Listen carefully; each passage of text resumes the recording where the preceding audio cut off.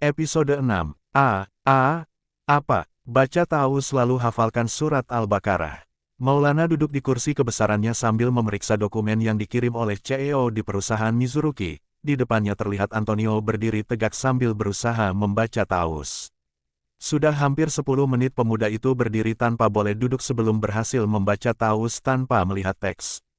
"Pak, kenapa Bapak menyuruh saya menghafal Al-Quran?" Tanya Antonio kesal gara-gara tidak bisa. Bagaimana dirinya menghafal kalau membaca saja tidak bisa? Maulana menaruh berkas dokumen di meja kemudian memandang sosok siswa di depan meja. "Kamu Muslim bukan?" "Tentu saja saya Muslim," jawab Antonio kesal.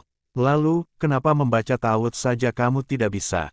Sebagai umat Muslim, bukankah sudah seharusnya bisa membaca Al-Quran? Apalagi usiamu sudah dewasa." Maulana menyandarkan punggung pada kursi, memejamkan matanya sejenak ketika merasakan nyeri kembali menyerang perutnya. Tapi, Antonio sangat sebal dengan wali kelasnya itu, rasanya sangat ingin mengajar sosok pria yang lebih tua darinya. Maulana membuka matanya kembali, menegakkan tubuhnya lalu meraih kertas HPS di atas meja lalu menaruh di atas mesin printer dengan posisi siap mencetak. "Antonio, membawa sajam di sekolah itu melanggar aturan. Aku akan membuatkan surat pemanggilan wali murid. Kamu harus memberikan surat itu pada orang tuamu." "Pak, orang tuaku itu tidak akan peduli. Lagi pula, ini urusan kita," dan Antonio memandang remeh sang wali kelas. "Tadi Bapak sangat hebat bisa menangkis seranganku." Maulana tersenyum kecil mendengar ucapan muridnya itu. "Tentu saja, Bapak bahkan pernah menerima serangan lebih darimu." Pria itu mengambil surat hasil cetakan lalu menuliskan nama Antonio di atasnya, kemudian memberikan tanda tangan pada kertas bertuliskan nama Mizuruki Ivan. Maulana melipat surat peringatan tersebut lalu memasukkan ke dalam amplop putih dengan logo SMA Dirgantara. "Ambillah." Antonio tidak segera mengambil amplop berisi surat tersebut, enggan dan malas setiap kali menerima surat seperti itu dan hasilnya juga orang tuanya akan memberikan ancaman balik pada pihak sekolah. "Pak, saya beritahu Bapak, percuma saja Bapak memberikan surat itu. Orang tua saya akan orang yang sangat berpengaruh di lingkungan. Mereka bukan orang sembarangan seperti Bapak, saya berasal dari keluarga terpandang." Maulana tertawa mengejek. "Terpandang? Tapi menurutku, justru terhina.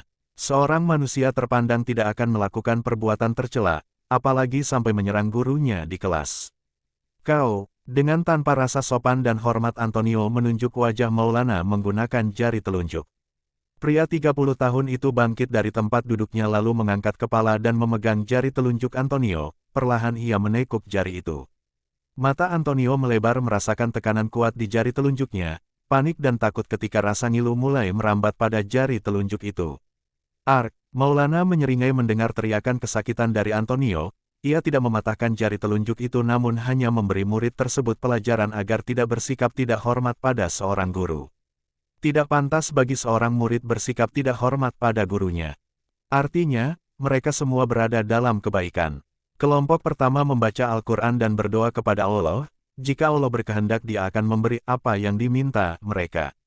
Sementara kelompok yang kedua belajar mengajar, dan sesungguhnya aku diutus untuk menjadi guru, Hari Ibnu Majah. Artinya, barang siapa memuliakan orang alim, guru, maka ia memuliakan aku. Dan barang siapa memuliakan aku maka ia memuliakan Allah. Dan barang siapa memuliakan Allah maka tempat kembalinya adalah surga. Kitab Lubabul Hadid. Maulana melepaskan genggaman pada jari telunjuk Antonio, bibir itu tersenyum manis kemudian membalikkan tubuh dan kembali duduk di atas kursi. Antonio memegangi telunjuk miliknya, ngilu seperti patah membuat dirinya ketakutan membalas ucapan wali kelasnya tersebut. "Ambillah, berikan pada orang tuamu. Kamu bisa pulang sekarang. Jangan datang ke sekolah tanpa kedua orang tuamu," kata Maulana dengan mempertahankan senyum di bibir. Dengan marah Antonio mengambil amplop tersebut lalu keluar meninggalkan ruang sang wali kelas. Maulana menggelengkan kepala melihat sikap muridnya, ia kembali mendesis merasakan nyeri semakin terasa. "Astagfirullahaladzim, apa tadi aku salah makan? Tapi perasaan tidak." Kembali ke Maya dan Vira. Kedua gadis itu masih saling berpandangan di depan ruang guru. "Vir, sebenarnya kenapa kamu mencari Pak Ivan?" tanya Maya penasaran. Vira terdiam sejenak, dalam hati ia tidak ingin mengakui bahwa dirinya khawatir pada sang suami dan tidak ingin banyak orang tahu bahwa mereka sepasang suami istri. Tidak apa-apa, aku hanya ada hal penting saja yang ingin kutanyakan. Memang apa yang ingin kau tanyakan? Tanya Maya penasaran. Tentang pelajaran pokoknya, dusta Fira. Maya mengangguk. Baik, ayo aku akan mengantarkanmu. Fira mengangguk, mereka pun berjalan menuju ruangan Maulana dengan Maya sebagai pemandu. Tak lama kemudian mereka sampai, Fira menatap tak yakin pada pintu ruangan tersebut, terbuat dari kayu jati dengan ukiran naga di pintu tersebut. Sepertinya Pak Ivan masih di dalam, kata Maya memecahkan lamunan Fira. Fira mengintip dari balik pintu, ia dapat melihat sang suami terlihat menahan sakit, wajah pria itu nampak pucat dan keringat dingin di keningnya. Aku akan masuk, terima kasih sudah mengantarkanku ke sini. Maya mengangguk, setelah itu dia meninggalkan Fira sendiri. Fira membuka pintu ruangan tersebut lalu berjalan tanpa bicara atau memberi salah mendekati sang suami. Pupil kecoklatan itu bergulir ke arah tangan suaminya. Paman, Maulana sedikit terkejut mendengar suara sang istri, ia pun menarik kembali tangan miliknya lalu menaruh di atas meja. Pria itu mengalihkan perhatian pada istri kecilnya.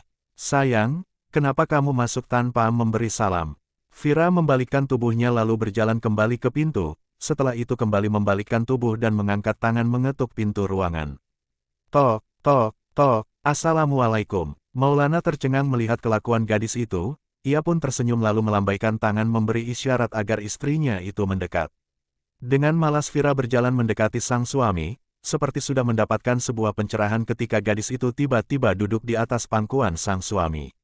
Maulana tidak menolak, tapi ia merasa heran dengan sikap manja yang datang secara tiba-tiba dari sang istri.